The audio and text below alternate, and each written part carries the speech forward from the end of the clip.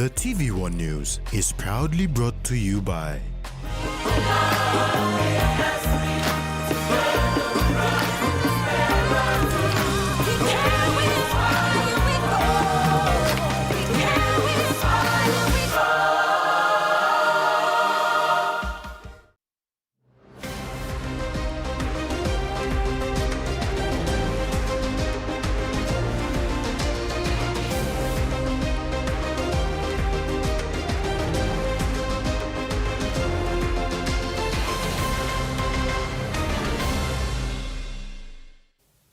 Hello and welcome. This is Saturday's news. I'm Rex Litter. In this edition, 10 students awarded scholarship. Women's inaugural tournament. And Moria and Glaret joins Broncos.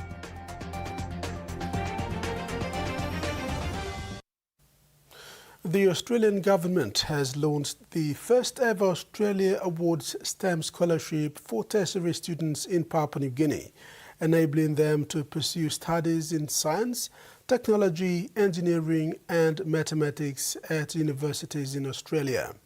10 students have already been selected and awarded scholarships by the Australian government.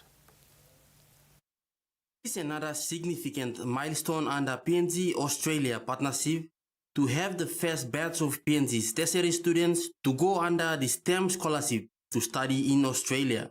It highlights cooperation between the two countries in developing skilled professionals in important and growing fields. The students will be studying in different universities in Australia for 4 years to complete their respective degree programs in science, technology, engineering, and mathematics degrees. Australia High Commissioner to Papua New Guinea, Evan MacDonald, commended his team in Australia High Commission for their efforts in successfully launching the scholarship. He stated that there is no better way of celebrating PNG's 50th independence than having this scholarship going forward in the next 50 years. The 50th year, the Golden Jubilee of Papua New Guinea's independence. And it's a time that we celebrate how far this proud nation, Papua New Guinea, has progressed since independence. So as I say, it's a great pleasure to welcome you all to the official launch of Australia Awards Science, Technology, Engineering and Maths, or STEM scholarship as it's called by everybody, the STEM scholarship, right? And of course, we're piloting these scholarships for students to study STEM subjects at an undergraduate level in Australia. And thanks not only goes to you, it goes to the families, it goes to the communities, it goes to the teachers, and it goes to the friends of the students, but also to my team in our High Commission. I thank you all very much for the support and belief you also have in the students today. Education Secretary Dr. Uke Kombra stated that the scholarship proposal had undergone some long process to reach this stage. The government then in 2009 developed the idea of sending top students abroad for higher education so they could return to the country and contribute to the national development. Those students who are really gifted and talented and who work very hard, the elite of our school system, we should create a pathway so they take that pathway to be the leaders in different careers in our country and in the development of our country and the human capital of our country. He urged the students to feel welcome when in Australia and give their best in their studies. Michael Tamtipais, TV1 News. After the presentation of the scholarship last night, Lynn Bratsaka, an electrical engineering student at the Lae University of Technology, highly acknowledged the education opportunity given to her batch.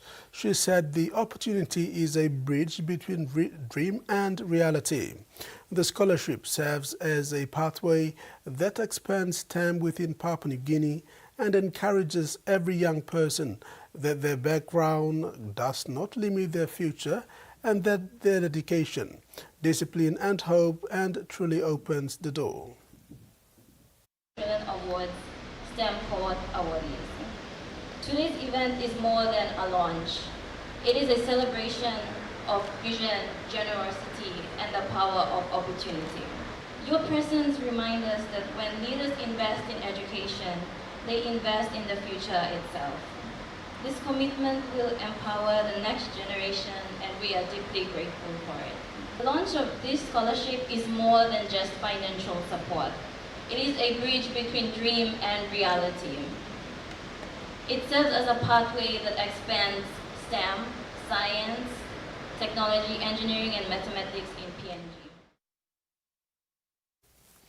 Snowy Mountains Engineering Corporation, or SMEC, the company that was contracted to do both the pre-feasibility and feasibility studies for the Sikau Hydro project in Yanguru Southside District in East Sepik Province, will commence these studies as soon as possible when the team settles in the district.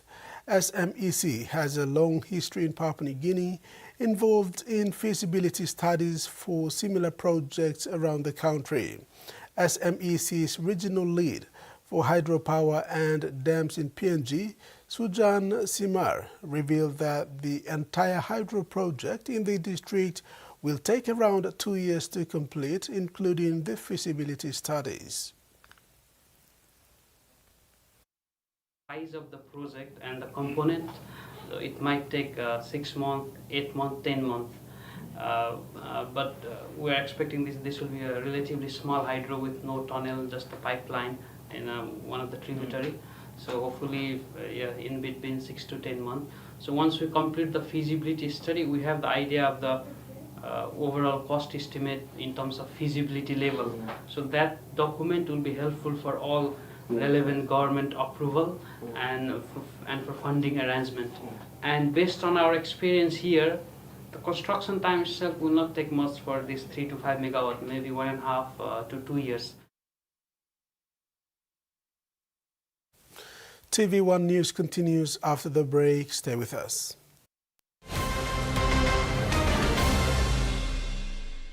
Banking doesn't have to be complicated. With PSP's One Talk Wallet, control your money wherever, whenever. Dial *131#, enter your PIN, select cash in or out, and generate a secure code to withdraw cash. It's the only wallet for cardless ATM withdrawals. Send and receive funds, pay for goods and bills, or withdraw cash with ease. All with PSP's One Talk Wallet. PSP's One Talk Wallet. Money made easy. Dial *131# today. Hiya, Mama. You wait then, but me add him special flavor. Put in more flavor, put in more taste. Magic kakaruki, up a big smile on face. Time for kim chicken, a great kumutu. Sip, sip, na mumu, yes, magic on you. Maggi, PNG and Mia. Pine PNG made. We've been traveling along this road together for over 50 years. Ella Motors acknowledges the visionaries and hard work that have been the driving strength to continued nation building. We live, prosper, sustainably grow with the community, whilst developing quality mobility chains, aspiring to be your first choice on every occasion. Ella Motors, celebrating with Papua New Guinea throughout our independence golden jubilee.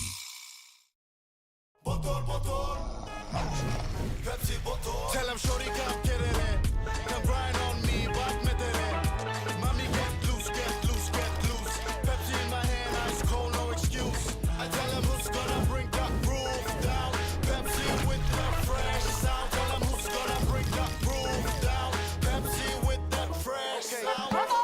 Pepsi, give me some Pepsi, Pepsi, you like it? Pepsi, you like it? Pepsi, Cold Power Citrus Blast uses stain-fighting active particles to remove dirt, grease and stains from your family's washing with less scrubbing and rubbing, reducing wear and tear and saving you time. Cold Power Citrus Blast has an amazing citrus fragrance that gives that extra freshness that will last all day long.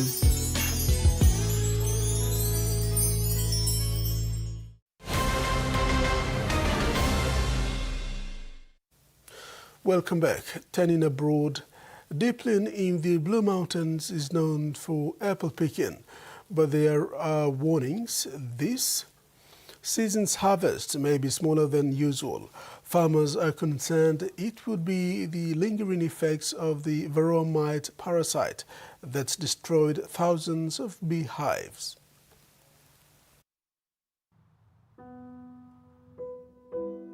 This apple orchard west of Sydney would normally be in full bloom, but this year's growing season has fallen short.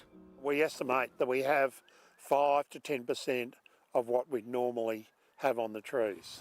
Farmer Bill Shields runs a pick-your-own business in Bilpin in the Blue Mountains. He says he's never seen a harvest this small. It's quite depressing. I mean, anyone in agriculture who has crop failure, they say, what have I done wrong? With varroa mites still present across the state, producers fear cooler temperatures and a lack of native bees could be to blame. Since the tiny mite arrived in New South Wales, tens of thousands of hives have been destroyed. So it's now quite prevalent because it's being spread around by apiarist moving hives to pollinate food crops. The Primary Industries Department says the crop failure appears to be isolated to Bilpin and that for now it's difficult to determine the root cause, but pollination and climatic conditions may have contributed. It's strange that it's only happened in that area of the state, but given there's been a number of different orchards that have shown the same effect, it's difficult to know. Not all producers have been affected. Up the road, Chris Tedrossi's apple and cherry farm is teeming with fruit. If the weather's on your side and you're lucky enough, things will fall into place. But like I said, you can do the same thing year in, year out and get different results. Pretty resilient bunch. When you're growing fruit with Mother Nature, it throws a lot of obstacles in front of you. Obstacles these farmers would rather avoid. Homeowners is in decline for younger Australians, which could lead to generations of lifelong renters. It's estimated about a third of the population lived in rented accommodation, and that's expected to keep growing. Experts say we would look overseas for solutions.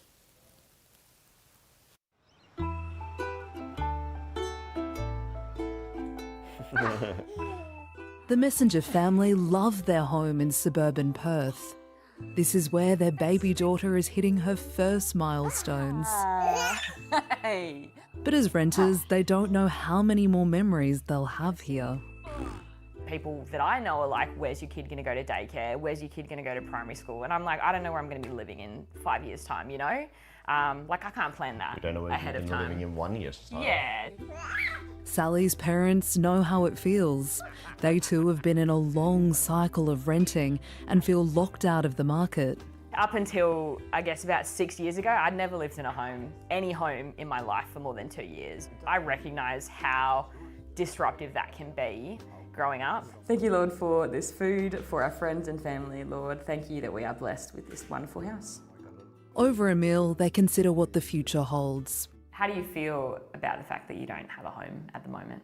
It might be okay now when we're both working full-time, but what are we going to do when we retire? The hardest thing about it is that it's completely in someone else's control. Every couple of years they decide they want to increase the rent.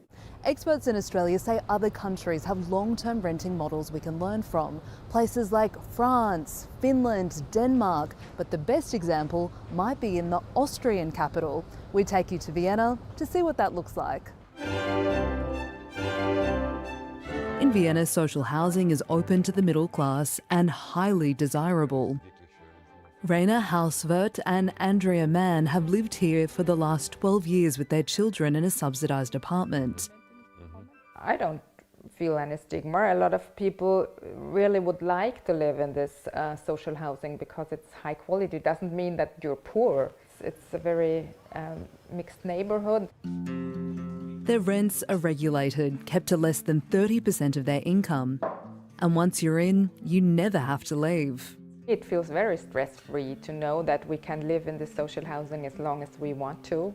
Where can we live when we're going to rent or to retire? I'm very lucky here, yeah. I will not leave. The Vienna model has been a century in the making, with mass investment after the World Wars. Experts say its subsidised housing associations offer the most useful lessons for Australia. Limited profit housing associations are private institutions, so this is important to keep in mind. It is not public housing, it is private companies and cooperatives which realise affordable housing. These organisations receive support from government, like very low interest loans and access to land to build rent-controlled housing. It's the solution this family wished they had. Isabella Higgins, ABC News. For 18 months, a controversial construction project, a 182-metre glass lift, has taken shape on Bali's Kellingstone Beach. This week, the provincial government suspended the works as it assesses the project's permits. Clinking Beach here has been voted one of the most beautiful beaches in the world, but it's currently in a state of limbo because of this, a 180-metre glass lift that's being constructed, and Balinese officials have this week taken the decision to suspend construction. Clinking Beach is on Nusa Penida, about 40 minutes by boat from Bali, and many flock here for the unique shape of the beach and its striking landscape. For many tourists, it's an Instagrammers or TikTokers paradise, but most don't actually set foot down on the beach. It's a rickety, difficult path to get down, so a Chinese company has tried to solve that issue with the construction of this glass lift. You can see the partially constructed shaft rising up from the beach where it's been built into the limestone. It's been constructed in a bid to drive more tourists to Nusa Penida, but now with this suspension, it comes after a massive backlash in recent months. People have been saying the lift is destroying the beauty of the site. The head of Bali's planning committee has said the suspension is because of both environmental reasons and also because the permit process hasn't been carried out properly. Independent Senator Nilu Jelantic has been rallying against this site for a long time and says that it severely undermines the beauty of the island. We don't need to build this. We need to build a beautiful road, a beautiful access, a beautiful public facility, a proper water, a clean water for the people, school. Environmental groups have also been warning about many issues: the fragile landscape, the risk of erosion, the environmental impact and safety risks. The landscape is extremely fragile and vulnerable, so when you add infrastructure in an area like that, for instance, a 180-metre tall glass lift, you're talking about potentially uncontrollable environmental impacts down the line.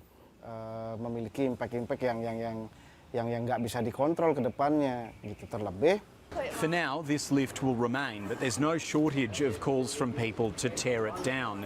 Bali's planning committee says that it's going to summon the parties involved while it figures out the next steps. You are watching TVWAN News. Sport is next. Stay tuned.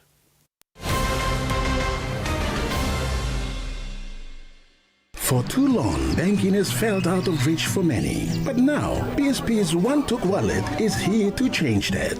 Send and receive money, pay bills, and top up. It's your money, wherever, whenever. Because at PSP, we are committed to improving how our customers connect to our OneTalks, to our family, to the ones we love. PSP's OneTalk wallet. Money made easy. Dial *131# for everyone.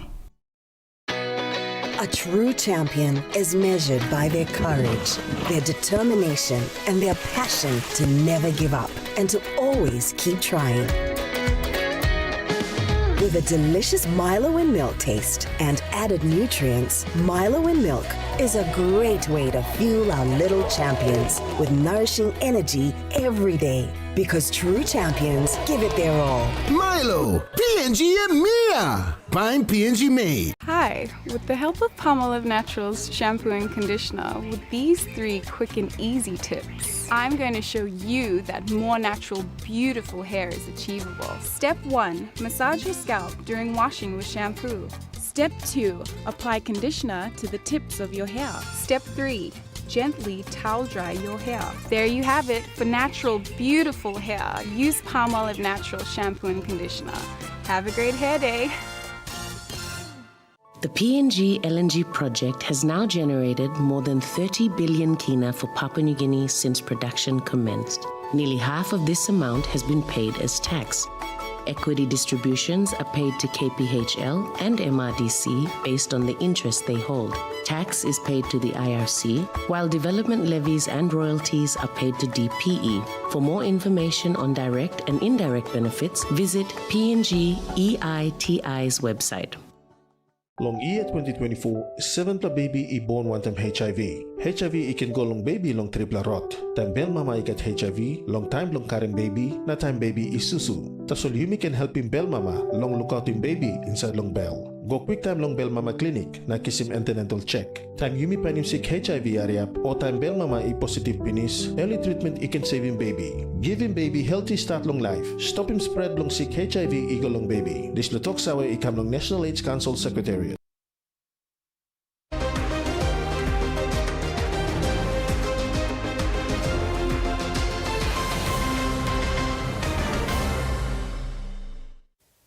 Thanks for staying with us.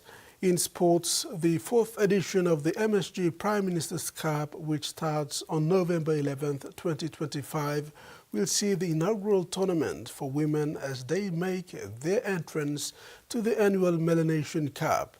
The host, Papua New Guinea, will have 2 teams, while Fiji, Vanuatu, New Caledonia and Solomon Islands will have a single team each participating in this inaugural tournament. This marks another milestone in the MSG Prime Minister's Cup since its inception in 2022.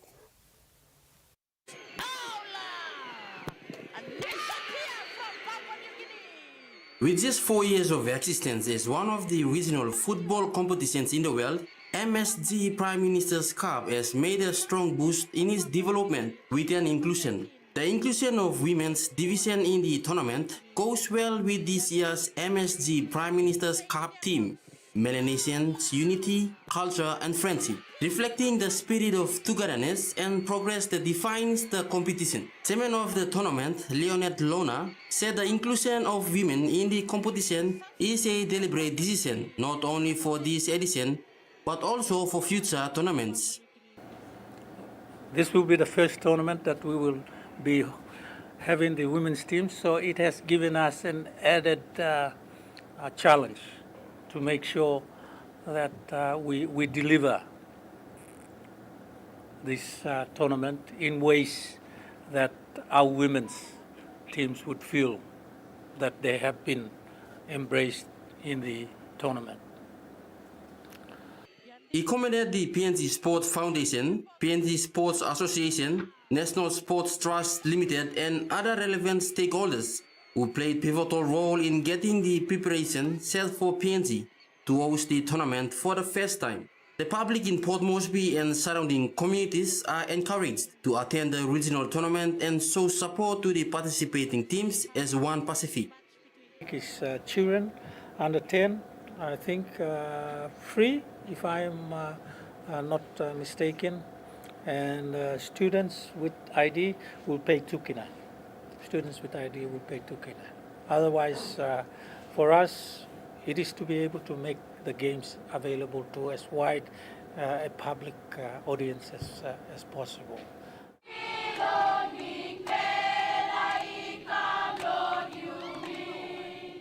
The total cost of hosting the tournament is estimated at 14.7 million kina. Michael Tamtipais, TVWAN Sports. Just 24 hours after securing the signature of a promising PNG Kumul's utility halfback Finlay Glare, the London Broncos have made another recruitment by signing the promising talent in More More Jr. Both players will now join fellow PNG Kumuls and former Hunters forward Emmanuel Waine at the club under the mentorship of Brisbane Broncos legend Darren Lockyer. Way out to the paddock. Both More More Jr. and Finlay Glare have inspirational stories for the young aspiring Papua New Guinean rugby league players who dream of making it to the professional stage. Glare came through the junior Kumul system. He made a good impression during their clash against Australian schoolboys team in 2023. where he caught the attention of the PNG Hunters coach Paul Ayton. He was then scouted into the Hunters team in 2024. Although he made the team, Glare was stuck behind Jamie Mavoko and Joshua Lau, where they were regular pick for Ayton. The Hunters went on to make the preliminary finals. Despite limited game time that season, Glare was sharp in his craft in the Digicel ExxonMobil Cup, with the late Tigers patiently waiting for his turn. Long wait was over for him when Lau was ruled out for the majority of the 2025 season through injury, and Mavoko out of form and dropped to Digicel ExxonMobil Cup with Port Moresby Vipers. Glare took over the responsibility and never looked back since. After the Hunters' 2025 campaign, he was called into the Pacific Championship camp. He did his job, helped PNG Kumuls retain the Pacific Bowl title, and won himself a contract with the London Broncos, a well-deserved reward for the hard-working young man. Moria Jr.'s story, on the other hand, is a testament of resilience and self-confidence. The young electric fullback stayed in the Hunters system much longer than Glare and earned himself a deserving contract with the Broncos as well. Moria burst into the scene a serious rugby league talent and would quickly gain recognition from fans and rugby league community. He was named Best Player of the Intrust Super Cup in his debut season 2023. He would go on to secure a train and trial deal with the Dolphins the same year. He later had the same deal with the North Queensland Cowboys in 2025. What is even more intriguing is that midway through last year, Moria Jr. lost his fullback position to Sani Wabo after he sustained a serious leg injury that rubbed him out for a year. He couldn't reclaim the sport after recovering from the injury as Wabo locked down the sport. During the year, Moria Jr. moved to Queensland Capras after having a stint with the Port Moresby Vipers. He was impressive playing for the Capras, hence PNG Kumuls coach Jason Dimitrio entrusted him with the #1 jumper for the PNG Kumuls in the 2025 Pacific Championships. He did his best, showcased his potential and impressed the selectors to secure a contract with the London Broncos in the Super League. All the best to this young man. What a gem of a pass there from Moria. And AJ goes over. Lakwaharu Cricket Club from Tubusereya village in Central Province will take the field this weekend in Port Moresby Cricket Club Association competition in their new uniforms. The team received their new set of jerseys yesterday, presented by XCMG PNG at their headquarters in 8 Mile, Port Moresby.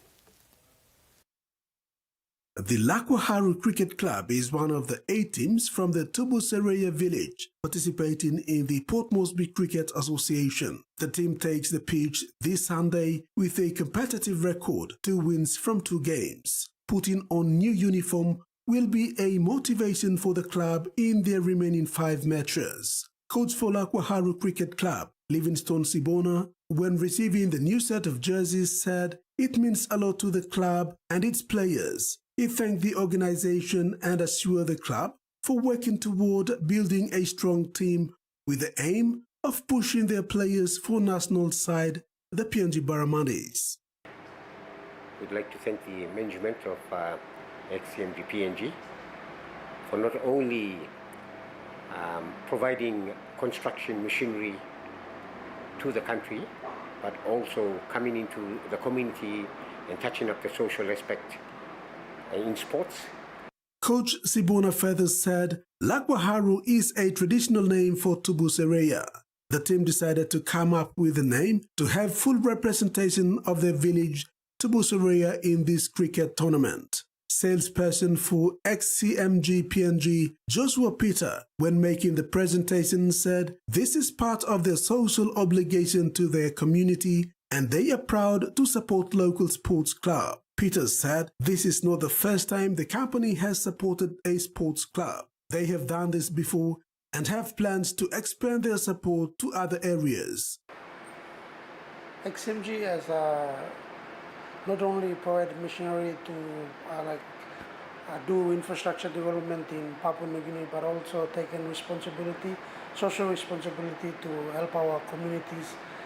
We've sponsored rugby teams in Beira, and we sponsored a cricket team in Tubusere, 2 teams in Tubusere we've sponsored so far, and a softball team. So XMG PNG is taking initiative to engage with our community.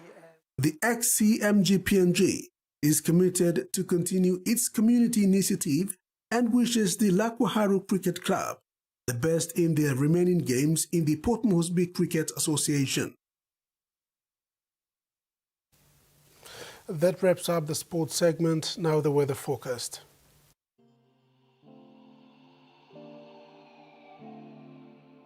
This is a heavy rain and potential flood warning issued by Papua New Guinea National Weather Service for Momase, NGI, and Highlands regions, including Western, Gulf, Central, Milne Bay, and Oro.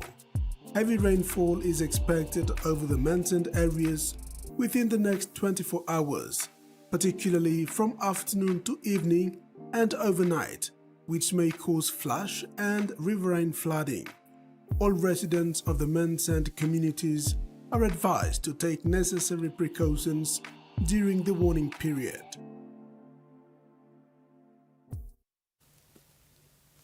And that ends Saturday's news. Pleasant viewing. Bye for now.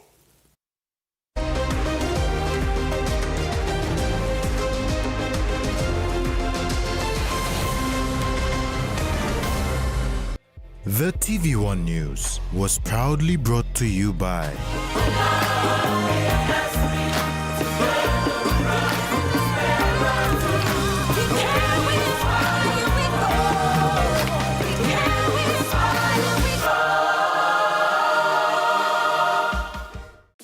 Are you ready to meet the best version of yourself?